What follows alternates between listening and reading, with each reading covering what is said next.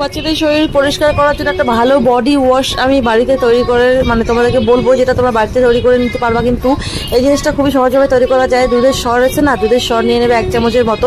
এবার ওর সাথে অল্প একটু আটা মেশাবা, আটা মেশায় পুরো একটা শক্তর মতো একটা মানে পেস্টের মতো বানিয়ে নিবা। তারপরে ওইখানটা তুমি রোজ ওয়াটার দিবা।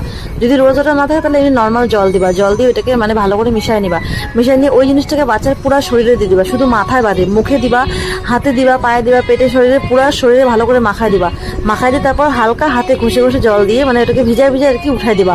একদম জোরে ডলাডলি করার কোনো দরকার নেই। দেখবা শরীরটা কত সুন্দর পরিষ্কার হয়ে যাবে। এই জিনিসটা কিন্তু আমি করি। আমি মানে ছোট থেকে কিন্তু আমার মেয়েকে তোমরা কিন্তু ছোট থেকে ভিডিওগুলো দেখতেছো। আর বডি ওয়াশ লাগানোরও, বডি প্যাক লাগানোরও ভিডিও দেখছি। এটা কিন্তু একটা বডি ওয়াশ, শরীর কিন্তু খুব সুন্দর করে পরিষ্কার হয়ে যায়। তো এই জিনিসটা আমি ছোট থেকে ব্যবহার করি। যখন থেকে হচ্ছে ওর 6 মাস তখন থেকে আমি ওকে এগুলো লাগানো শুরু করছি।